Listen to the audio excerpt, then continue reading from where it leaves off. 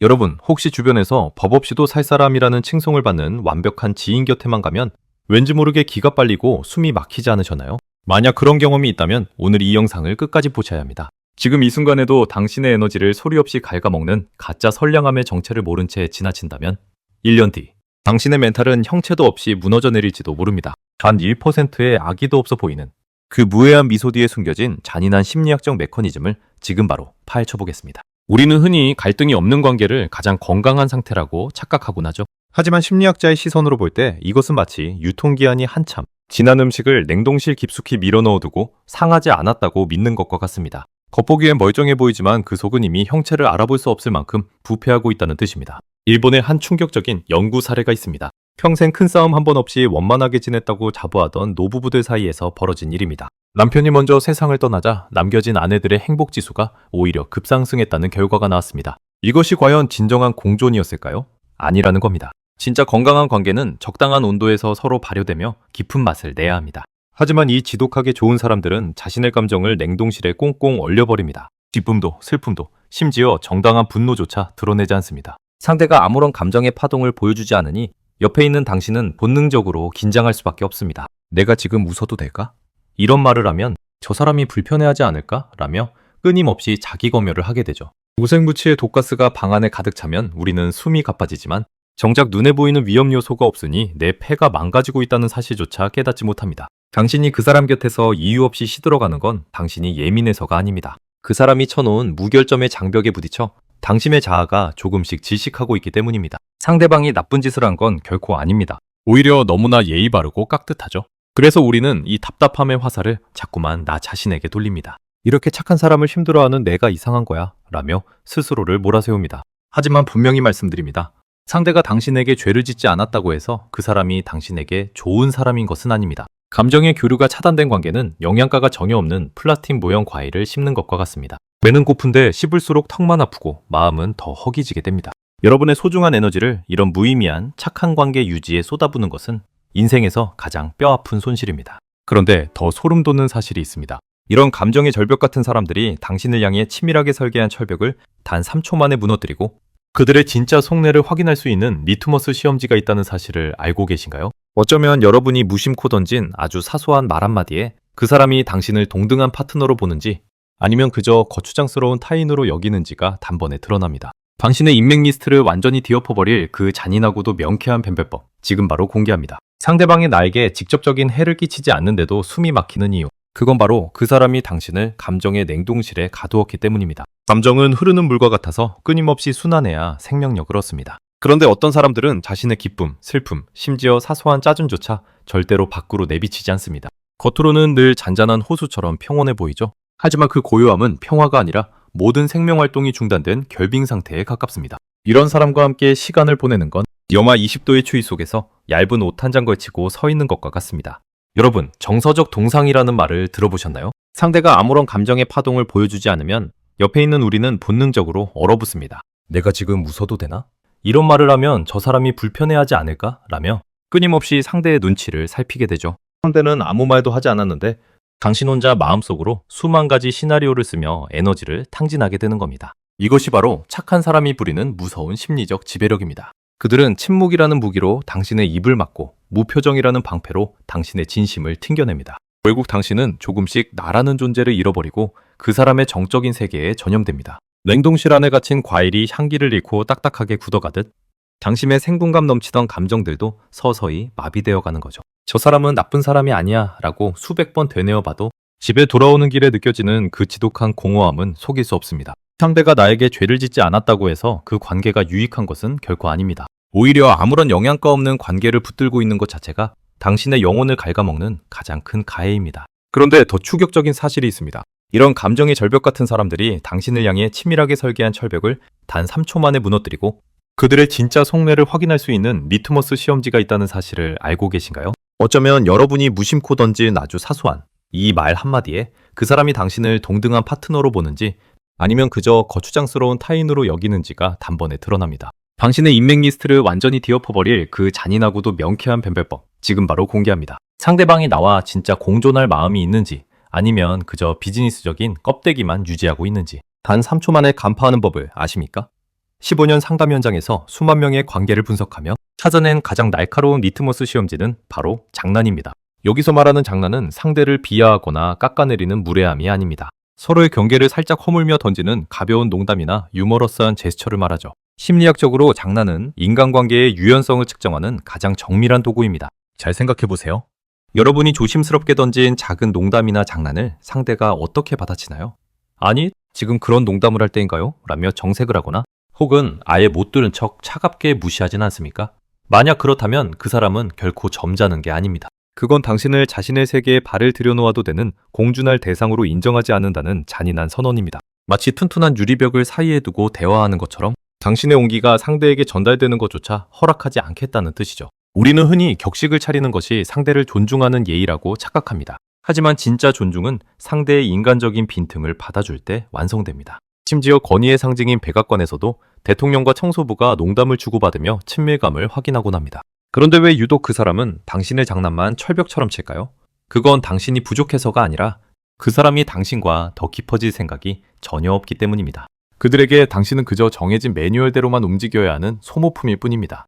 여러분, 장난을 받아주지 않는 사람과 함께 있는 건 빡빡하게 굳어버린 점토를 주무르는 것과 같습니다. 아무리 온 힘을 다해 모양을 만들려 해도 손만 아플 뿐 관계의 형태는 조금도 변하지 않습니다. 이런 사람들은 당신의 진심을 무례함으로 치부하며 당신을 가스라이팅하기까지 하죠. 내가 너무 가벼워 보였나? 라며 자책하지 마세요. 당신의 유머를 받아치지 못하는 그 꽉 막힌 태도야말로 관계의 유통기한이 끝났음을 알리는 가장 명확한 경고등입니다. 그런데 여기서 더 소름 돋는 사실이 있습니다. 이렇게 장난조차 허용하지 않는 이들이 가진 화려한 배경, 즉 능력이나 재력 때문에 우리가 그 관계를 차마 끊어내지 못한다는 겁니다. 저 사람은 능력이 좋으니까 배울 점이 많아 라고 자신을 다독이며 그 지옥 같은 침묵을 견뎌내죠. 하지만 당신이 그 능력 있는 분 옆에서 배려라고 믿었던 행동들이 사실은 당신의 영혼을 뿌리째 뽑아버리는 거대한 음모였다면 어쩌시겠습니까? 다음 장에서 그 화려한 포장지 속에 감춰진 독선적인 진실을 낱낱이 파헤쳐보겠습니다. 브릿지 멘트 하나가 당신의 인생을 바꿀지도 모릅니다. 돈 많고 능력 있는 친구 혹은 사회적으로 성공해서 늘 당당해 보이는 동료가 주변에 있으신가요? 우리는 흔히 그런 사람 곁에 있으면 콩고물이라도 떨어질까 싶어 그들의 무례함을 카리스마로 포장해주곤 합니다. 하지만 냉정하게 팩트 폭격을 하나 해드리죠. 그 사람이 모든 것을 결정하고 당신을 이끄는 것이 정말 당신을 위한 배려라고 생각하시나요? 천만의 말씀입니다. 심리학적으로 볼 때 그것은 배려의 탈에 쓴 정서적 거세에 가깝습니다. 진짜 건강한 관계는 아무리 체급 차이가 나도 중요한 순간엔 반드시 서로의 의사를 묻습니다. 이번엔 어디로 갈까? 너는 이게 괜찮니? 라며 아주 사소한 선택지라도 당신의 손에 쥐어주죠. 하지만 독선적인 능력자들은 다릅니다. 내가 다 알아서 예약했어. 넌 몸만 와. 이게 너한테도 이득이야. 그냥 따라와. 라며 당신의 선택권에 원천 봉쇄합니다. 겉보기엔 돈도 내주고 수고도 덜어주는 고마운 사람 같지만 사실은 당신을 생각할 줄 모르는 부속품으로 길들이고 있는 겁니다. 여러분, 학습된 무기력이라는 무서운 병을 아십니까? 내 의견이 반영되지 않는 관계가 반복되면 우리 뇌는 스스로 생각하는 기능을 멈춰버립니다. 어차피 저 사람이 다 정할 텐데 내가 말해서 뭐해? 라며 입을 닫게 되죠. 그렇게 당신의 자존감은 서서히 가라앉고 어느덧 그 사람 없이는 아무것도 결정하지 못하는 의존적인 존재로 전락합니다. 화려한 외제차를 태워주고 비싼 호텔 뷔페를 사준다고 해서 당신의 영혼까지 팔아넘겨서는 안 됩니다. 그들이 당신에게 상의하지 않는 이유는 단 하나입니다. 당신을 동등한 인격체로 존중하지 않기 때문이죠. 그들에게 당신은 자신의 유능함을 돋보이게 해줄 병풍이나 자신의 결정을 무조건 찬양해줄 관객일 뿐입니다. 배려라는 이름의 감옥에 갇혀 당신의 색깔을 잃어버리는 것. 이것이야말로 인생에서 가장 비싼 대가를 치르는 불공정 거래입니다. 그런데 말입니다. 이들이 당신을 지배하는 방식은 생각보다 훨씬 더 교묘하고 지능적입니다. 대놓고 거짓말을 하는 게 아니라 오히려 완벽한 사실만을 나열하며 당신의 판단력을 흐리게 만들거든요. 팩트만 말하는데 왜 기분은 더러운 걸까요? 다음 장에서 벤치 타는 노숙자라는 기막힌 비유를 통해 그들이 진실을 가리고 당신을 조종하는 소름 돋는 기만술의 실체를 낱낱이 공개합니다. 이번 챕터를 놓치면 평생 그들의 가스라이팅에서 벗어나지 못할 수도 있습니다. 거짓말은 안 하는데 믿음은 안 가는 사람. 우리 주변에 꼭 한 명씩 있죠? 이런 사람들을 심리학에서는 사실의 기만자라고 부릅니다. 이들은 절대 틀린 말을 하지 않습니다. 오히려 너무나 정확한 데이터와 팩트만을 나열해서 당신의 반박을 원천 봉쇄하죠. 하지만 이상하게도 대화가 끝나면 뒤통수가 서늘하고 이용당한 기분이 듭니다. 그건 그들이 사실은 말하되 진실은 교묘하게 숨겼기 때문입니다. 김경희 교수님은 이를 설명하기 위해 벤츠 타는 노숙자라는 기막힌 비유를 듭니다. 어떤 사람이 당신 앞에 와서 사흘을 굶었습니다. 배가 너무 고파요. 라고 말합니다. 조사해보니 정말 사흘을 굶은 게 맞아요. 이건 완벽한 사실입니다. 그래서 당신은 안쓰러운 마음에 지갑을 열어 돈을 쥐어주죠. 그런데 알고 보니 그 사람이 저 골목 끝에 벤츠를 세워두고 온 기업형 구걸꾼이었다면 어떨까요? 사흘을 굶었다는 사실은 변하지 않지만 당신을 속여 돈을 뜯어내려 했다는 의도가 빠진 사실은 이미 거대한 거짓말이 된 겁니다. 우리 주변의 나쁜 관계들도 딱 이런 식입니다. 내가 그때 바빠서 연락 못한 건 사실이잖아. 내가 더 잘 되라고 한 소리인 거 알지? 라며 팩트라는 방패 뒤로 숨어버립니다. 바빴던 것도 사실이고 겉으로 내뱉은 조언의 문장도 틀린 말은 아닐 겁니다. 하지만 그 이면에 당신을 무시하거나 자기 마음대로 조종하려 했던 음흉한 의도는 쏙 빼놓고 말하죠. 팩트만 나열하며 당신을 설득하는 그 차가운 논리에 속아 당신은 오늘도 저 사람 말이 맞는데 내가 왜 서운하지? 라며 스스로를 죄인으로 만듭니다. 여러분, 사실과 진실은 엄연히 다릅니다. 진실은 사실에 선한 의도가 더해졌을 때만 성립하는 개념입니다. 의도를 숨긴 팩트 폭격은 배려가 아니라 정교하게 설계된 흉기일 뿐입니다. 그들이 내뱉는 그럴싸한 논리에 휘말려 당신의 직관을 부정하지 마세요. 당신의 마음이 불편하다면 그건 당신의 뇌가 상대의 숨겨진 독소를 감지해냈다는 가장 확실한 증거입니다. 사실이라는 껍데기에 속아 당신의 소중한 진심을 헐값에 넘겨주지 마십시오. 그런데 이 지독한 기만극을 알면서도 왜 우리는 그 관계를 단칼에 베어내지 못하는 걸까요? 그건 우리가 그 사람에게 쏟아부은 시간과 정성이라는 매몰 비용 때문입니다. 하지만 냉정하게 말씀드리면 지금 당장 끊어내지 못한 그 관계는 당신의 마음속에서 어마어마한 분노의 이자를 불려나가고 있습니다. 10년 뒤 당신을 파멸로 이끌 수도 있는 이 짝사랑 같은 관계의 비극적 결말, 그리고 그 가혹한 연체료의 실체를 다음 장에서 낱낱이 해부해드리겠습니다. 이 이자를 멈추지 못하면 당신의 미래는 없습니다. 알면서도 끊어내지 못한 나쁜 관계는 우리 마음속에 분노라는 지독한 이자를 쌓아갑니다. 내가 저 사람한테 어떻게 했는데? 나는 이만큼 참았는데? 라는 생각이 머릿속을 떠나지 않는다면 이미 위험 신호입니다. 심리학적으로 이건 인간관계의 짝사랑이자 결코 원금을 회수할 수 없는 부실, 채권에 투자하는 것과 같습니다. 상대는 당신의 희생을 당연하게 여기며 고마움조차 느끼지 않는데 당신 혼자서만 관계의 가계부를 붙들고 적자를 메우려 애쓰고 있는 꼴입니다. 여러분, 억울함이라는 감정은 그냥 사라지지 않습니다. 차곡차곡 쌓여서 나중에 반드시 무서운 봉리로 되돌아옵니다. 처음엔 사소한 섭섭함이었겠지만 시간이 흐를수록 왜 나만 손해봐야 해? 라는 분노로 변질되죠. 이 분노는 밖으로 터져나오지 못하면 결국 당신의 몸과 마음을 공격합니다. 자다가도 우라가 치밀고 문득문득 그 사람의 얼굴이 떠올라 가슴이 답답해지는 건 당신의 영혼이 보내는 비명입니다. 제발 이 불공정 거래를 당장 멈춰 라고 말이죠. 냉정하게 팩트 폭격을 하나 해드릴까요? 당신이 참으면 참을수록 상대방은 당신을 더 만만하게 봅니다. 얘는 이 정도 무시해도 가만히 있네? 라고 학습하게 되는 겁니다. 당신의 인내심은 상대를 변화시키는 촉매제가 아니라 오히려 상대의 무례함을 키우는 비료가 될 뿐입니다. 그런데도 당신은 언젠가는 알아주겠지라는 헛된 희망을 품으며 오늘도 분노의 이자를 불려나갑니다. 10년 뒤 당신의 마음은 텅 빈 껍데기만 남고 원망만 가득한 괴물이 되어 있을지도 모릅니다. 인간관계에도 손절매가 필요합니다. 이미 잃은 시간과 감정은 매몰 비용일 뿐입니다. 그걸 아까워하다가는 남은 인생 전체를 저당 잡히게 됩니다. 나쁜 사람 되기 싫어서, 상처 주기 미안해서 라는 핑계로 이 지옥 같은 연체료를 계속 지불하지 마세요. 당신이 지켜야 할 가장 소중한 자산은 그 사람과의 관계가 아니라 바로 당신 자신의 평온한 마음입니다. 그렇다면 우리는 이 지독한 굴레에서 어떻게 벗어나야 할까요? 단순히 연락을 끊고 잠수를 타는 게 정답일까요? 아닙니다. 15년 상담 현장에서 확인한 가장 완벽한 탈출구는 의외로 아주 단순한 결정 하나에 달려 있습니다. 당신의 인생을 송두리째 바꿀 그 강력한 액션, 진정성이라는 이름의 치트키를 다음 장에서 공개합니다. 이 비법을 모르면 당신은 평생 가짜 관계의 노예로 살게 될 겁니다. 인간관계를 정리하는 가장 강력한 무기는 날카로운 독설이 아닙니다. 바로 자신의 패를 투명하게 보여주는 진정성이라는 이름의 결정입니다. 많은 사람이 매력적인 사람이 되어 타인을 조종하거나 붙잡아두려 애쓰죠. 하지만 심리학적으로 볼 때 매력은 사람을 모이게 할 수는 있어도 곁에 머물게 하지는 못합니다. 사람을 떠나지 않게 만드는 유일한 힘은 이 사람은 최소한 내 뒤통수는 치지 않는다는 확신, 즉 의도를 숨기지 않는 정직함에서 나옵니다.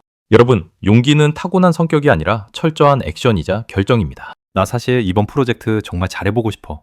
나 너한테 이런 점은 서운했어. 라고 내 속마음과 의도를 가감없이 드러내는 것 말이죠. 이렇게 내 카드를 먼저 보여주면 비겁한 사람들은 알아서 떠나갑니다. 자신의 의도를 숨기고 당신을 이용하려던 이들에게 당신의 투명함은 가장 불편한 거울이 되기 때문입니다. 반대로 당신의 진심을 귀하게 여기는 진짜 사람들만이 당신 곁에 남게 되는 마법이 일어납니다. 결국 좋은 관계를 유지하는 비결은 상대를 변화시키는 게 아닙니다. 내가 어떤 사람인지, 무엇을 원하는지, 명확하게 보여주기로 결단하는 것입니다. 솔직히 말하면 미움받을까봐 두려워하며 의도를 포장하는 순간 당신은 다시 가짜 관계의 늪으로 빠져듭니다. 비겁함에 매몰 비용을 지불하지 마세요.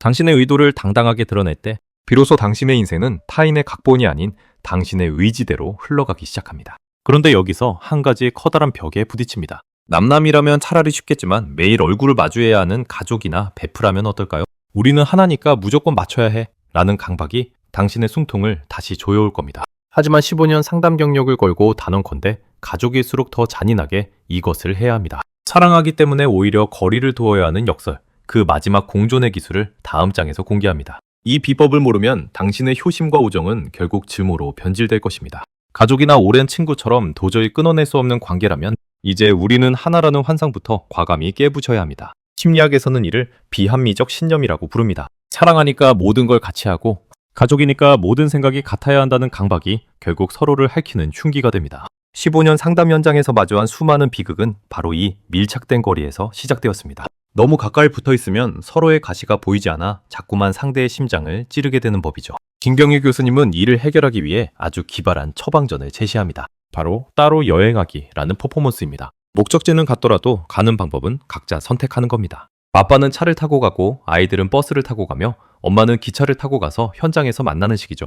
가족인데 어떻게 따로 가? 라고 경악하시겠지만 이 사소한 거리두기가 관계의 숨통을 틔워줍니다. 서로 다른 경로를 거쳐 만났을 때 비로소 우리는 상대를 나의 부속품이 아닌 나와 다른 인격체로 바라볼 수 있는 여유가 생깁니다. 결국 건강한 공존의 핵심은 따로 또 가치의 미학을 실천하는 결정에 있습니다. 억지로 상대의 보폭에 맞추려다 다리가 찢어지는 고통을 참지 마세요. 각자의 속도로 걷다가 중간 기착지에서 반갑게 손을 흔들어주는 것.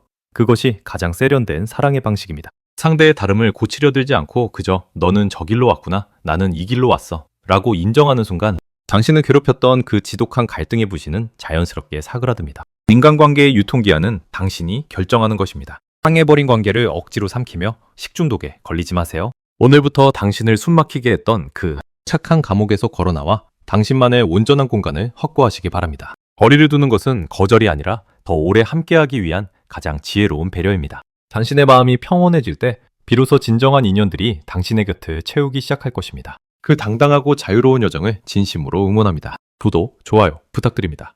토닥 심리학입니다.